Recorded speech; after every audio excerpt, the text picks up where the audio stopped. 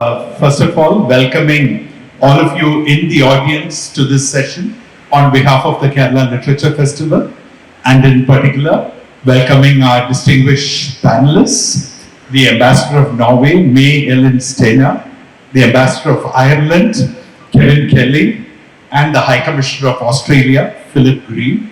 We have a wonderful panel here, and please give them a big round of applause. Welcome them with a big round of applause.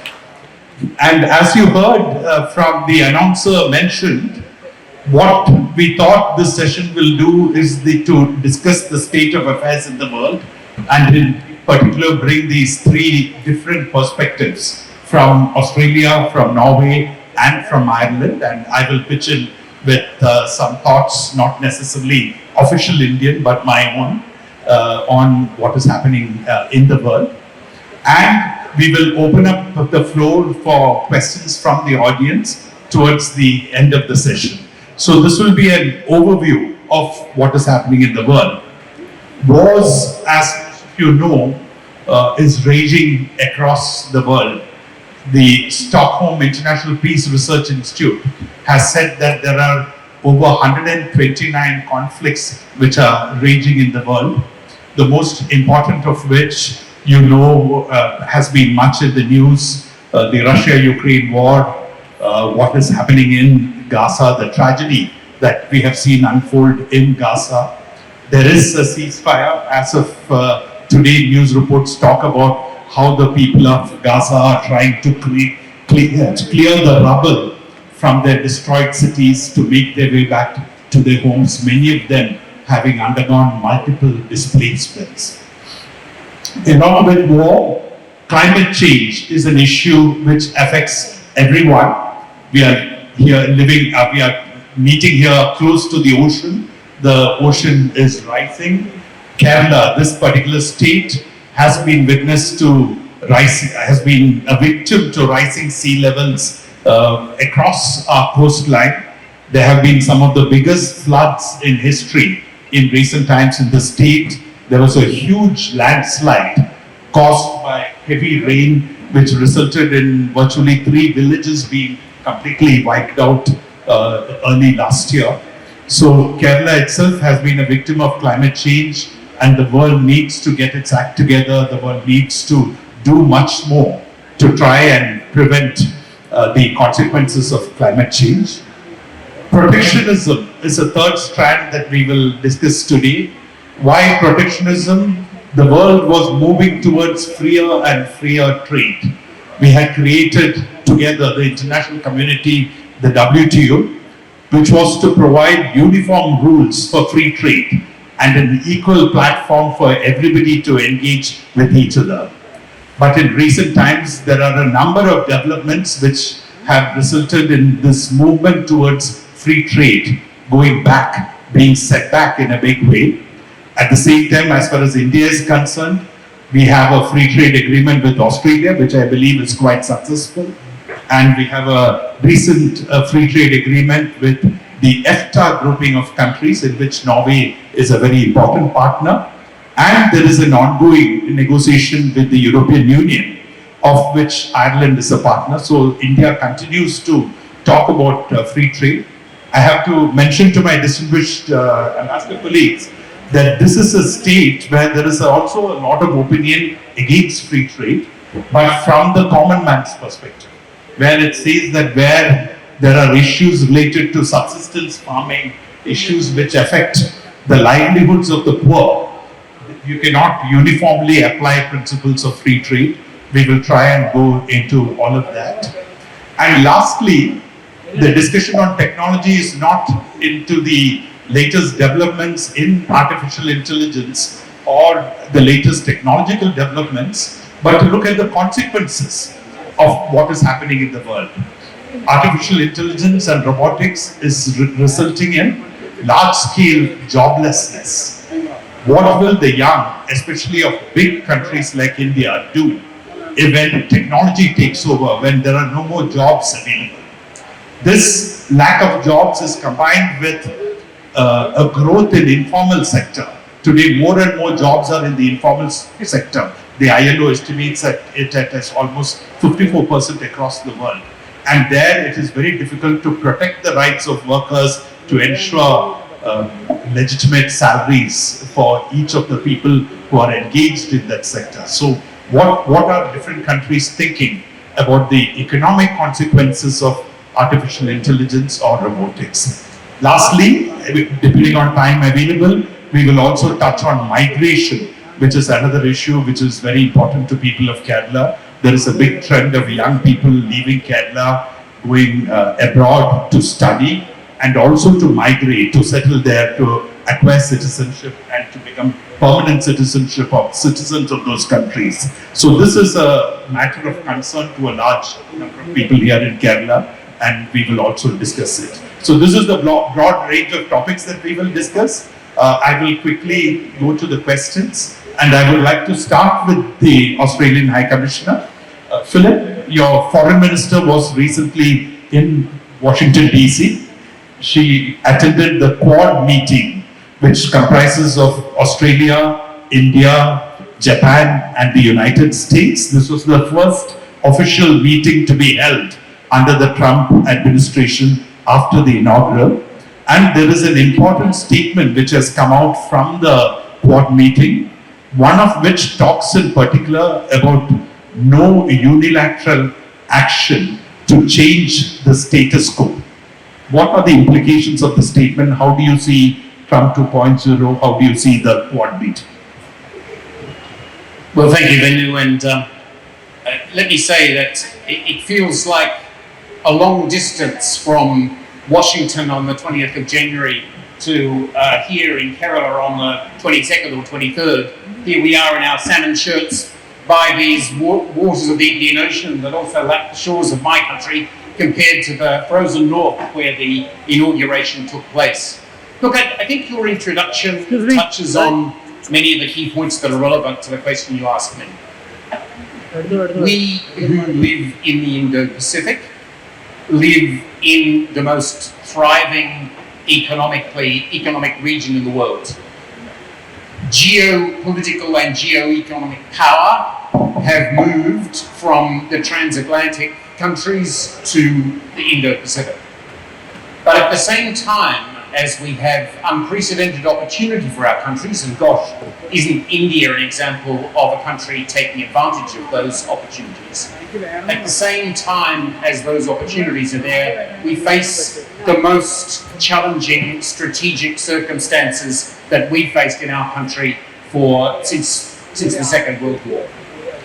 And into that situation come four major democracies: India, United States, Japan, and Australia, standing up for values which matter in this time of strategic change. Standing up for sovereignty, standing against coercion, standing up for the rights of nations to choose their own paths, and providing choices for countries in the region so they don't feel as though they're locked into one option for the future. Now, for us, it was an immensely good sign that the Trump administration chose, at the same time as the inauguration, to host a meeting of Quad foreign ministers. That demonstrates how focused this administration plans to be on our region, and it demonstrates that the Trump administration is ready to stand up for the values that are important to us. For our foreign minister, it was an honour for her to be at the inauguration, and of course it strengthens her partnership with Dr. Jaishankar. Just by the way, Dr. Jaishankar is the foreign minister with whom our foreign minister has met the most in the 2.5 years that she's been in the job. So for us, this was altogether a positive development. Thank you. May, from Norway's perspective, how would you see two of the first decisions taken by President Trump? One, to withdraw from the Paris Agreement, and two, to withdraw from the WHO.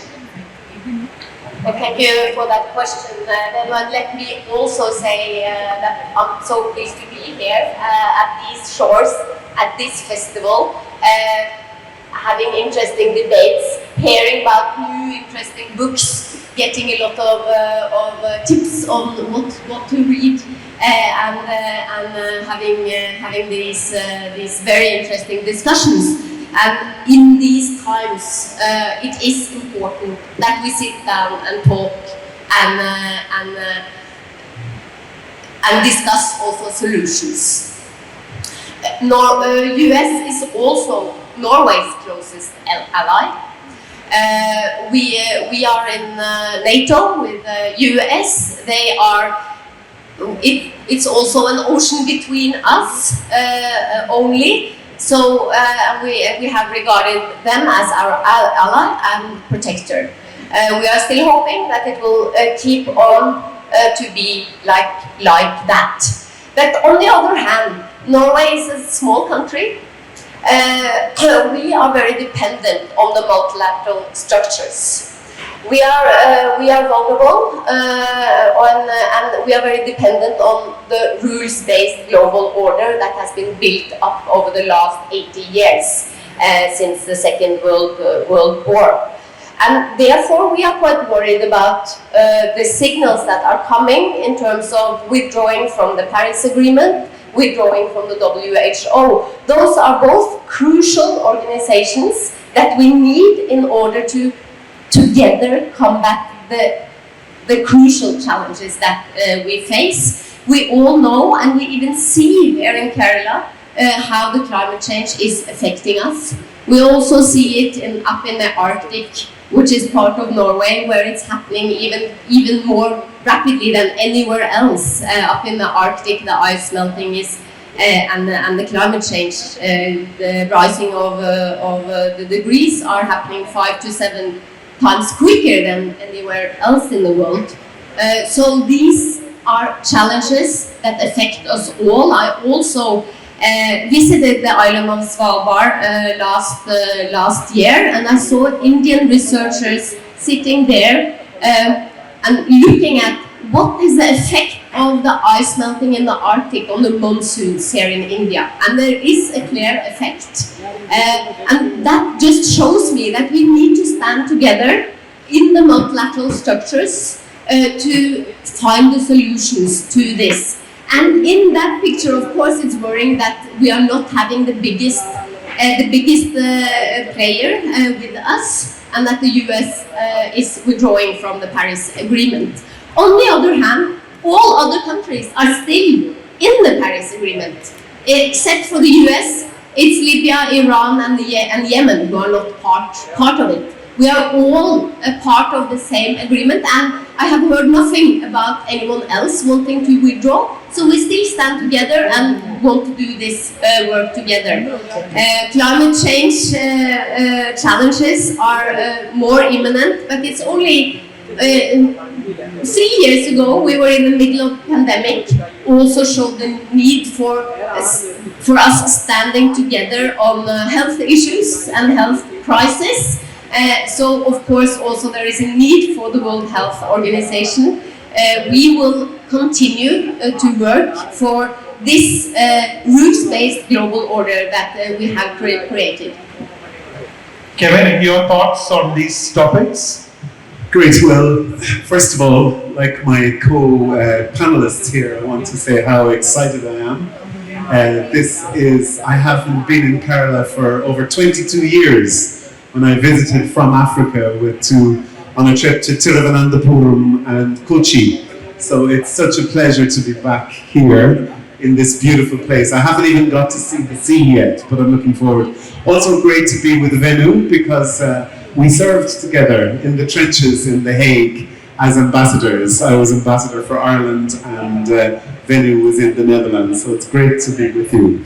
Listen, in terms of the US and Trump 2.0, just to mention a little bit by way of context. So Ireland is a small country. Our population is about 5 million. The whole island is about 7 million people. In the US, when they do a census, about 35 million Americans describe themselves as Irish American. So that just tells you about how significant. There's an old saying, isn't there, that when Washington sneezes, we definitely feel it. There's a huge level of people-to-people connections, diaspora links, business, trade. Our economy is very much powered by American multinationals. So, of course, any kind of change in administration we watch carefully. There's sometimes an erroneous assumption that the Irish have traditionally been Democrat supporters, partly because JFK, of course, was one of the most famous Democrats and Sons of Ireland. But in fact, our teams in Washington have consistently worked to maintain those connections across the aisle. And that's very, very important for us.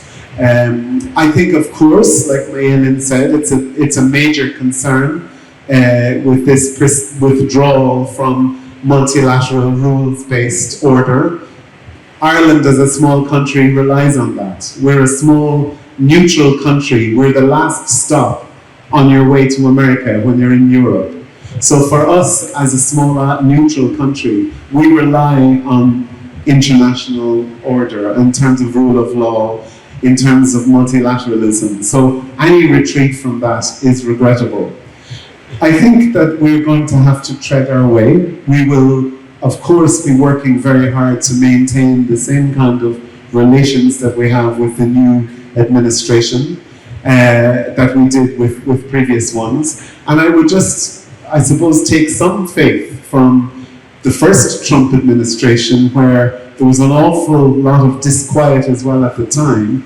And I think we moved and we navigated our way through that as an international community. So just to say that, you know, that again, all of us are going to have to find our way as countries in terms of our relationship with the new administration. But I think, as May-Elin very well said, just because the US leaves, you know, doesn't necessarily undermine. And just to conclude, give you an example. Everybody thought that the world was going to end in Europe, in the EU, when the UK left the European Union. It was a big shock to us all. And in fact, I'm not saying that we're stronger, but huge positives emerged from that experience. There's a lot of negatives. Ireland did not welcome the UK leaving the European Union, but what we did experience was a huge degree of solidarity and support and renewed commitment and energy and vigor within the European Union. So sometimes these things seem like a catastrophe at the time, but there's opportunities that can be derived. I think all of us are practitioners in international relations, and we know how we constantly deal with situations where there are many factors not within our controls. Countries have to manage, they have to adopt, they have to evolve new strategies and try to make the best of the situation. As agreement is one, the Norwegian ambassador pointed out how nobody else has left. So we should take happiness in that, and let's hope that the US will review some of its policies. And the WHO, for which the US is an 18% of its total budget contributor, has already started discussions with the US to see if there is any scope for the US reviewing that decision. But let me, Kevin, now start with you and take you back to an issue which is very important for the whole world, Palestine, the war, the very one-sided war that we saw in Gaza. Thankfully, both the outgoing and the incoming administrations together have helped put in place a ceasefire. So life is starting once again to resume without the shadow of everyday missiles and bombs falling in Gaza. Tell us about Ireland's position on the Palestine question and where you see the future. Will this ceasefire hold? Will the next phases be implemented? And will a two-state solution, which is what the UN has repeatedly called for, ever become a reality? Thank you. I've been in India now for about a year and a half, and I'd say that Ireland's position in relation to Palestine has been the one issue that we have appeared most frequently in terms of media interest. And I'm very heartened to hear that within India there's such an interest in trying to reach a solution to this. Look, we very much welcome the release of hostages. What happened in October 2023 was absolutely horrific by any standards. And so I know there's still hostages remain in captivity, but we very much welcome the fact that this ceasefire has happened and that the hostages are released. I think that the work of the mediators, the US administration, Qatar, Egypt have been absolutely vital, but it's at a very delicate stage because it could go back at any moment. So I think there's going to need to be renewed effort and renewed pressure, and I think that countries, in fact, like India, have a hugely important role to play within that. From an Irish perspective, just to say, you might wonder, why is it that Ireland has taken such a forthright position? I described us before as a very small country on the periphery of Europe, but this is one issue that is not just a foreign policy issue for us. It's actually an issue that's domestic. It's an issue that drives our elections. We just had an election last November. We took the decision with Norway and Spain to recognize Palestine as a state last year.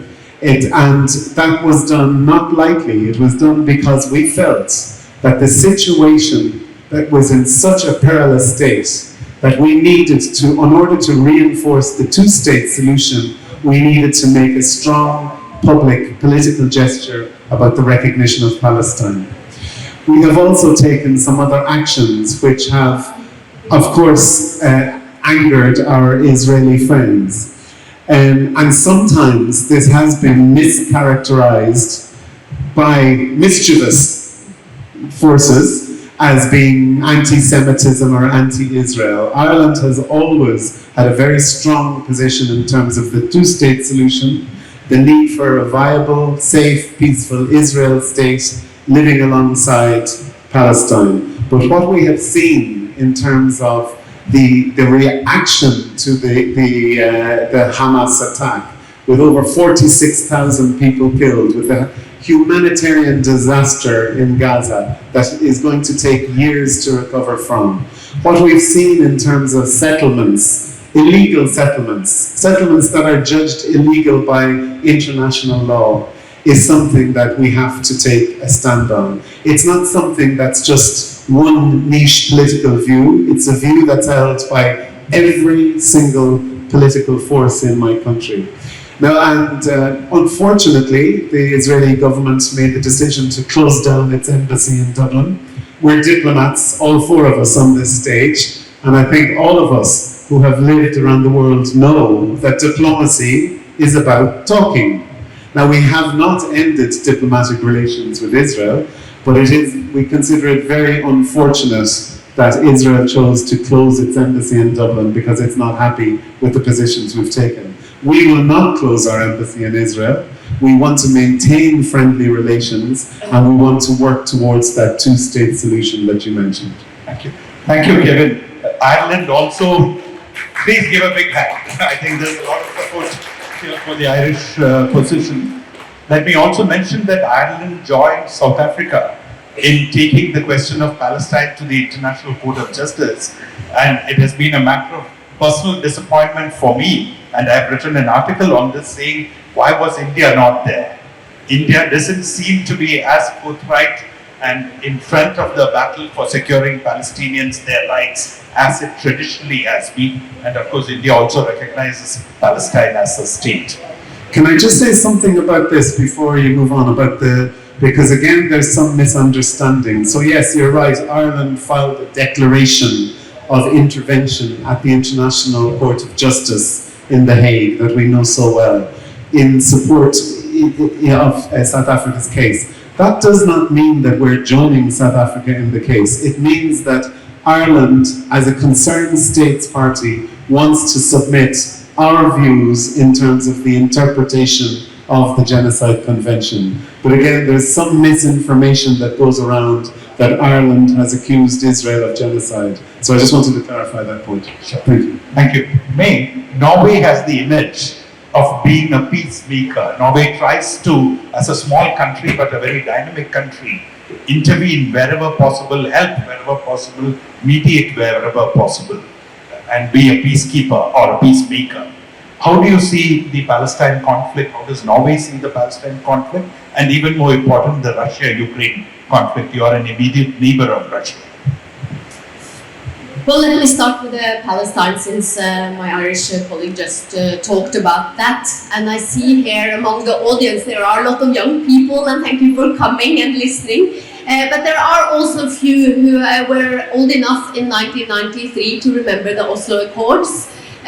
So that shows exactly what you are saying, Venu, that we have been taking roles in terms of mediating between parties. And the Oslo Accord was like the big agreement between Palestine and Israel, and the place also where the two-state solution was codified, and they agreed on it. And we have been very friendly with both parties also all along. But since 7 October, of course, we condemn the awful terrorist attack there. But we do think that the reaction of Israel they have been going a bit too far, and also they have not been adhering to all aspects of humanitarian law as we think they should. And this is also something that we have been advocating. We also, of course, facing a lot of criticism from Israel on that. But we think, firstly, two-state solution. There is no other solution. And the reasons for it were already explained by my Irish colleague. But let me also then say that Norway hosted last week the coalition for the implementation of the two-state solution, a coalition that was founded in September in New York last September. We hosted 84 countries in Oslo to discuss exactly how to implement. And that has to be with supporting the Palestinian state to be built up.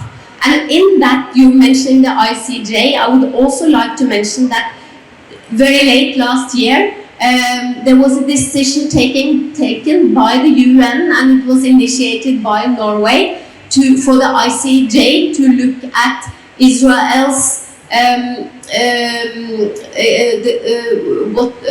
their obligation, Israel's obligation to actually also facilitate help to the Palestinian and the aid workers, and not stop for example, the UN organization UNRWA that is working for the Palestinian organizations. So just to add that to what my Irish colleague said, I think we're very much on the same line, and as he said, we also recognized Palestine as a state at the same time last year. Moving on to Ukraine, also a question that is really existential for us as Norway. We have a big neighbor. Russia is a neighbor of Norway, and they have a blatantly broken international law by invading a neighboring country. So of course this is existential for us, and we are very much on the side of Ukraine. We are supporting whatever they need to defend themselves against this full-scale invasion. But also, of course, we will support the peace efforts, and it's being talked a lot about these days, and also because the new US administrations have been very vocal about the need for a solution to that conflict.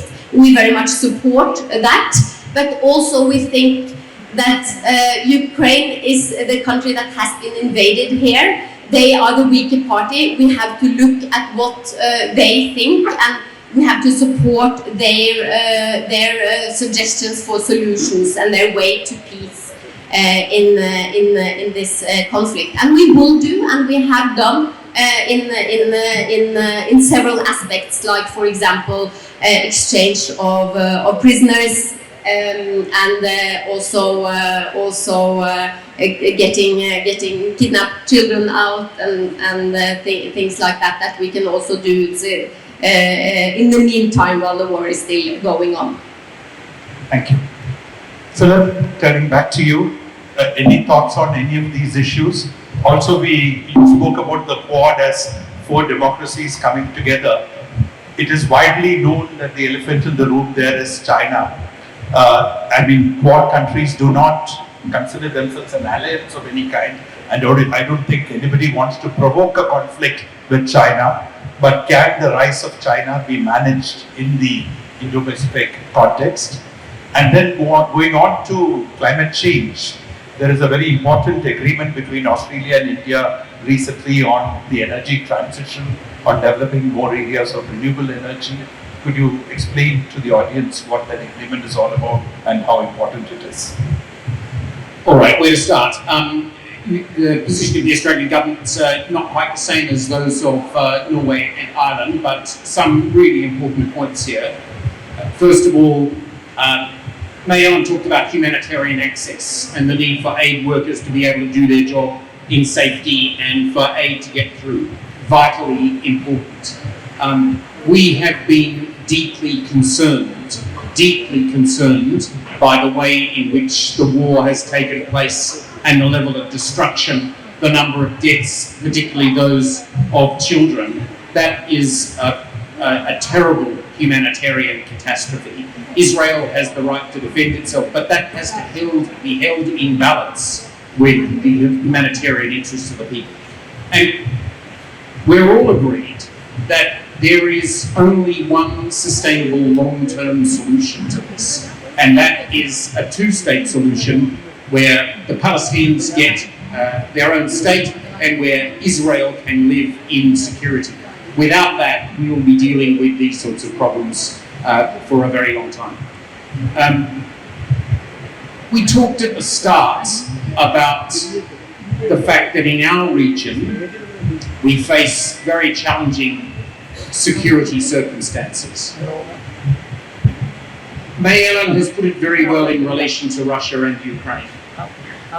This is a totally unjustified invasion of a neighbouring country by the government of Russia. A member of the Permanent 5 of the Security Council, to whom is given particular responsibility for peace and security. A country that has agreed by treaty the borders of Ukraine. Our approach to this is to support Ukraine. Of course we want peace, but we want to support Ukraine so that it is able to negotiate a peace in the best possible terms. And that's why Australia has been one of the biggest non-NATO military and humanitarian supporters to Ukraine in this crisis. Look, you asked about China. This deserves more time, and you want a quick answer, but let me say this. So, fundamentally, the approach of the Australian government with China is that we will cooperate wherever we can with China. We will disagree with China where we must, and we will act in the interests of ourselves and our key partners in the region, of which India is one. China means economic opportunity, not just for my country, but for many others in the region. It's also a key part of the regional and global system. And so having a constructive and effective relationship with China is important for all of us. But there are areas where we differ with China. We see that China is undertaking the fastest military modernization of any country on the planet since the Second World War. And that is happening without any accompanying reassurance about what the purpose of China's military modernization is. No white paper, no explanation as to why China is undertaking this military modernization. So certainly that gives us concern. On the energy picture, as you say, Venu, this is now a centre of the Australia-India partnership. And there's many ways in which we think we can work together to address better the climate challenge. The very most recent thing is that we have taken very seriously Prime Minister Modi's ambition to have 10 million solar rooftops. So it so happens that my country is the country on the earth with the largest per capita deployment of solar rooftops in the world. And we have been through the curve that India plans to go through, and we know that it's relatively easy to put a solar panel onto everyone's roof. That's not the hard bit. The difficult bit is then being able to allow the householder to generate their own power, not only for their own purpose, but to sell that back into the grid. That produces real difficulties for most grids and takes a huge amount of expertise and technical capability to avoid overloading and problems of the forming of the grid. So we have committed ourselves to a major effort to support India as it goes through this vital transformation. One other thing that I'm going to mention, Ben. We want India to be a major producer of the goods that are going to be necessary to address the climate challenge. Photovoltaic solar panels. I've been out to Gandhinagar. I've seen the work that Adani Green is doing out there. That is a great opportunity for India and for the world. I also see that India is trying to become a major producer of electric vehicles. In order to make electric vehicles, you need batteries. And in order to make batteries, you're going to need battery minerals. And by the way, my country is the country that produces more than 50% of the world's lithium. So my ambition right now is to create a supply chain in lithium between Australia and India. We are working very hard to get India access to Australia's mineral resources in lithium. And again, that's the easy bit. The tougher bit then is to go through the lithium supply chain from lithium spodumene to lithium hydroxide to cathode active material to cells and then batteries. That's a supply chain that we want to create, a shared supply chain between Australia and India. I think that's one of the biggest contributions that we can make on this field. Thank you, Philip. May, going over to trade, is the world under the risk of tariff wars? Looking at latest announcements of President Trump, what is the status of the EFTA agreement with India? Has it already shown results? Your quick thoughts. We have about 10 minutes left and 2 topics to cover. Please feel free to also talk about joblessness caused by technology. Well, certainly there are quite harsh rhetorics against free trade these days. So we do worry about that. As a small country, again, Norway, we are dependent on free trade. We are dependent. We have an open economy. We are dependent on that we can all trade together. And I do think also here there are quite a few positive developments, and you were mentioning them at the outset, Venu, that India is having free trade agreements. They want to have free trade agreements. They are negotiating new ones with the EU, for example. Last year, 10 March, as part of the group of EFTA countries, that is Norway, Switzerland, Liechtenstein and Iceland, we signed the free trade agreement with India as the first group of European countries doing that. This treaty will enter into force this year. It's right now, as I speak, in the Norwegian Parliament, about to be ratified.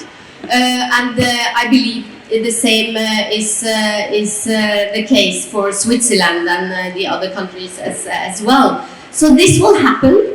And next month there will be an opening of the so-called EFTA office in Delhi, and that is also crucial and very important because this is the first free trade treaty that also has a chapter on investments. And that is important for India. India is a large country, a large consumer market. As you were alluding to, Venu, there are not enough jobs here for people.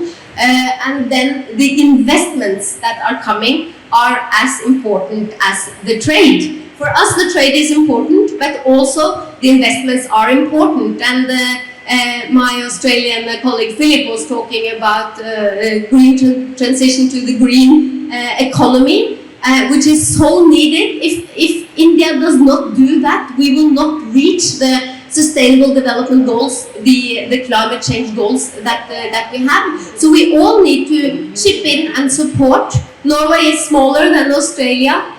We have less lithium and less experience in solar power, but we are also an energy superpower in the sense that we found oil 50 years ago, and we've been building up a lot of technology, particularly offshore, and this technology we are now using for the development of green energy, for example, offshore wind. And this has a great interest here in India, and the Norwegian companies are coming here with this technology that can be built up at scale here in India. That's a type of investment that we are looking to make, and we are looking to encourage the Norwegian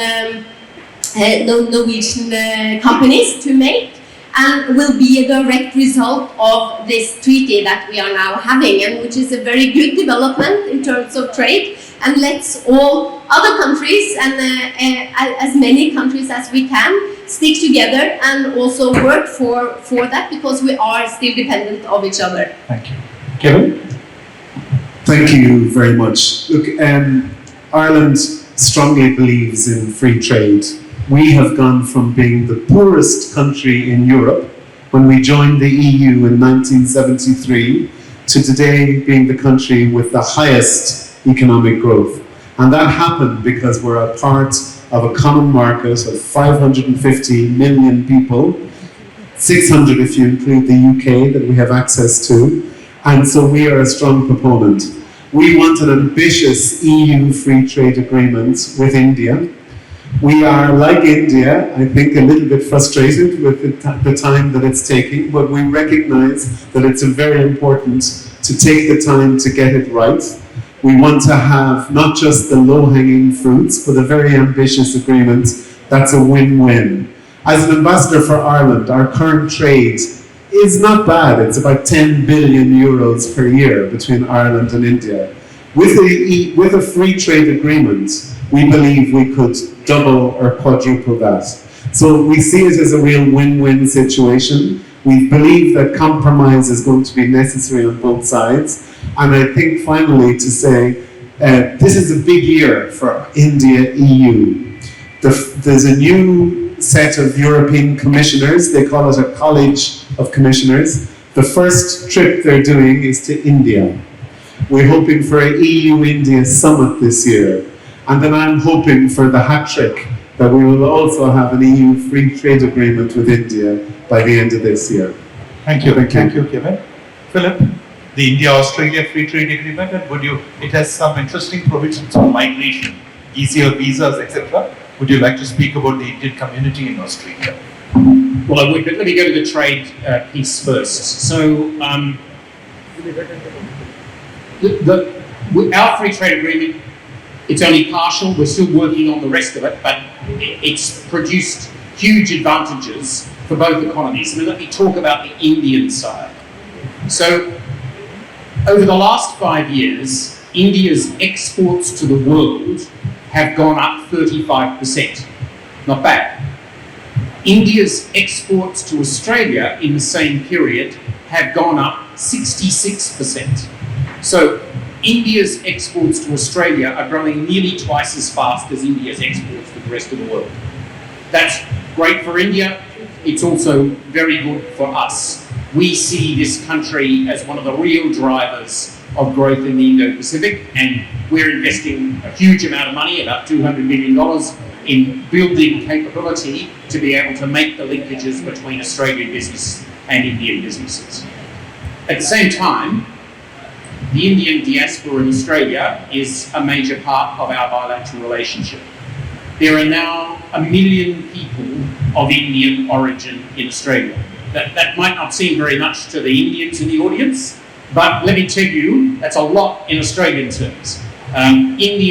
People of Indian origin now make up 4% of our population, and it's the fastest growing population in our country. And those people are making a huge contribution to our country.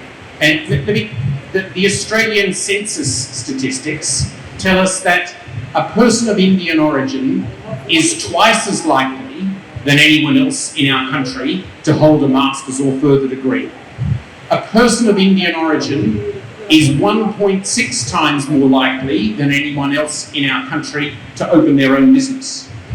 And a person of Indian origin is 1.5 times more likely, this one might surprise you, 1.5 times more likely to be involved in social and community activities, whether that's running the local athletics league or doing some charity work. So the people from this country, many of them from Kerala, are making a big contribution to us. Thank you, Philip. Kevin, Ireland is another major destination for Indians.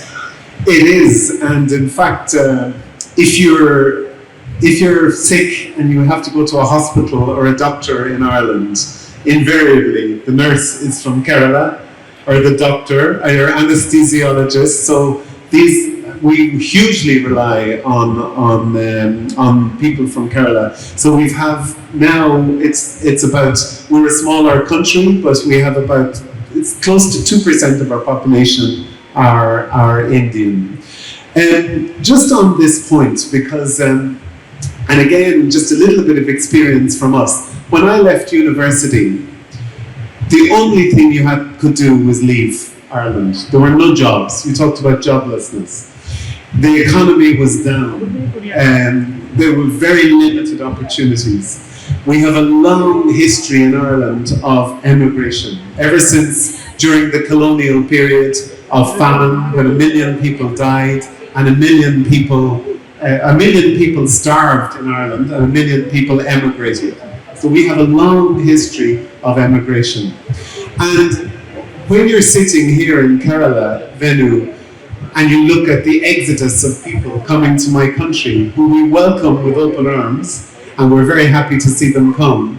But maybe from your perspective, it looks like a very sad story. You're losing a lot of talent. But I just wanted to give an alternative perspective. That is true. At a particular time in a country, this emigration can be very, very painful. And it can feel like a loss. But over time, there's huge benefits to be derived from a global Indian Kerala population. Just as much as there's huge benefits to be derived from a global Irish population. In Ireland, we have a diaspora strategy, we have a diaspora minister, and it's no accident that 8 of the 10 top American pharmaceutical firms have their headquarters in Ireland. Why? Because of these Irish people who emigrated. So it can be a painful experience, but the thing to be aware of is that over time, it's very important to leverage the talent, the skills, the experience, because all of us want to die in our own country. Very few people want to die in a former country. If you're Irish anyway, you want to go home. And so these people will come back. And I just wanted to end with that positive note. Thank you, Kevin. I think that's very relevant for KATHA. May, last thoughts? The Indian community in Norway? Well, also in Norway, we have a growing Indian community. There are, in terms of numbers, we are not that much, but we are only 5.5 million in Norway. So for us, 25,000 Indians is quite a lot. The Indians that are coming are mainly strengthening our IT industry. They are high-tech young people who really contribute also to our society. And there are also doctors and nurses, but mainly in the tech industry, and we really appreciate that too. And I got some thoughts also on Kerala, if you allow me, that Norway has a very special relationship to Kerala. In Kerala in 1952, we started the very first aid project that we had worldwide in the fisheries industry here in Kerala. I went to see that project, or what is left of that project, last year, and now it's a growing, vibrant fisheries community there that are quite thankful for the start that they got those 75 years ago. And that has also created a lot of people-to-people relations that we do have with this state. So it's special and nice to be here. Also, if we talk about immigration. Thank you. Thank you. The floor is now open for questions from the audience. Yes, please. The mic. So please give me a mic. Please keep it very brief. We have to give maximum people opportunity. We have about 8 minutes. Okay. One at the back also, please. Next person. My question is to the Irish ambassador. What are the potential of Ireland? Speak into the mic, please. What is the potential of tourism in Ireland? Because a lot of Indians go to West Europe, they go to England, France, and now to Spain, southern Spain. Thank you. Thank you. I think the question is clear. Tourism into Ireland from India. Tourism from India into Ireland. Shall we take 2-3 questions? Yeah. At the back there? We'll take 3 questions at a time and then come to the second round. Any war will become with the agreement, like sitting in the table, they will make agreement. Why they cannot first this agreement? We have to give more casualty for war. Now science and technology become more higher, developing, people will going progressive. But war we cannot avoid. Any hope, future, we cannot avoid the war. This is my question. How can we end wars? Philip or May, one of you could answer. Any more questions right there in the middle? Please. This is to the Irish ambassador. Yes. Sir, you said when Washington sneezes, Ireland suffers. Why is it? What is the reason? Please give the mic there. One more person.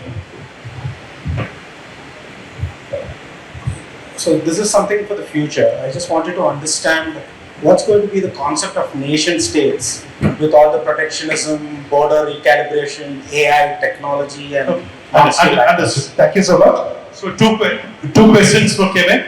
May future of nation state, and you could answer the end of the war. How do we end wars question?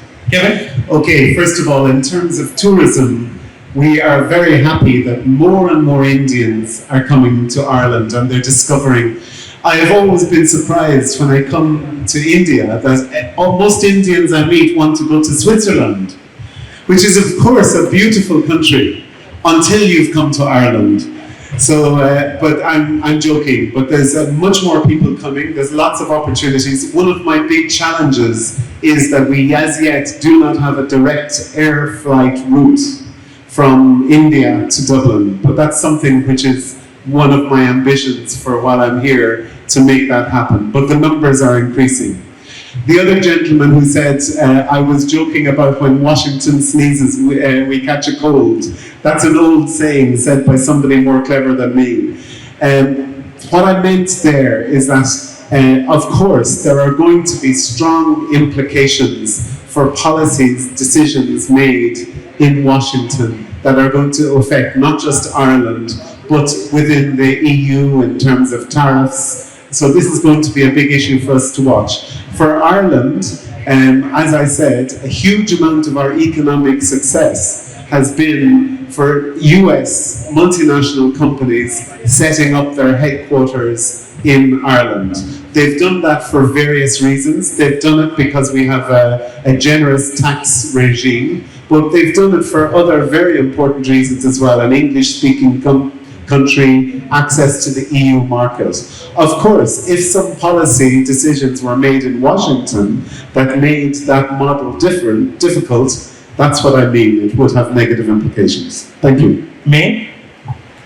Well, nobody asked about tourism to Norway, but let me still also say that yes, of course. one of the big newspapers here in India had an article last weekend. One of the 7 places to go in the world this year is Tromsø, Norway, and there are also a lot of other things to do in Norway. So we are also, just the day before I came here, getting more people in our visa section because there is such a big demand. So I would just also say to everyone, welcome to Norway. We welcome Indian tourists there. On the question that you asked me to answer, the future of nation states, what we have been discussing already, I think, is exactly that question. How do we protect ourselves against invasions, wars, and how do we work together? And in that, I think, what comes to my mind that I would like to say, we're talking a lot about artificial intelligence, development and technologies. Development of technologies has benefited us hugely if we look back 50 years, for example. We also have to assume that development of new technologies can benefit us. For example, in the Norwegian health system, we have about 100 different AI technologies benefiting people and people's health. So I think the question, and that has to do with future of nation states, we do have to work together for the regulations of these technologies. And that is crucial and that is important. It's important that we don't just let it develop in different ways that rich people or some just find that they can earn money on, but that it is regulated and benefits people. Thank you. Philip, you also want to make a pitch for Australia? Tourists? No. How do we end war? To be perfectly honest, Venu, the gentleman who asked about war asks perhaps the most profound question that any of us have addressed here today. So let me try to focus on that. I won't be able to answer your question very well. It deserves a lot more thought and a lot more activity. There was a moment at the turn of the last century where we hoped that the history of war, which was so characteristic of the 20th century, might be ended, and that we might have a period of peace globally. And it's one of the true tragedies of the first quarter of the 21st century is that has not happened. And in some ways, there are worse conflicts going on now than there were 25 or 30 years ago when we began our diplomatic careers. What can we do about it? Well, first of all, I spoke before, and others have spoken, about rules and norms, about international law and the crucial role that plays in raising the costs to states that would want to be involved in war with one another. Every time we add to that body of international law and rules, we make it more difficult for an aggressor. Second thing is, countries of good mind, like Australia and India, need to come together and operate more assertively to make it difficult for others to be aggressors. Australia and India have always been friends, but we have not been, until recently, strategic partners. That's why the Quad is so important. Countries with very different histories and cultures coming together and saying, we are for peace and for sovereignty in our region. One final thing. There's something here, isn't there, for all of us? It's a bit too easy, isn't it, to see some tragedy happening on our television screens and say, that's not a problem for me, that's happening a very long way away, that doesn't have a direct impact. That thinking has to end. We all have to take an interest in aggression wherever it happens in the world and speak loudly against it. Thank you. Australia and India have been friends, except on the cricket field, where we are bitter rivals. But let me just concluding, also referring to the last question. Often people ask me, what do diplomats do? And for a common person who has had no background in international relations, it is not something easy to explain. But I often say that amongst the various tasks that diplomats do, the noblest one is to try and end war. That is why the United Nations was created. That is the fundamental goal of all international cooperation, to make sure that wars are ended, that problems are solved through dialogue, through discussions, and that the world come together to work to address collective challenges like climate change, like pandemics, and to ensure that prosperity, development reaches every corner of the world, every last individual. So please give a big round of applause to the panelists. We have run out of time, but thank you for being a wonderful audience.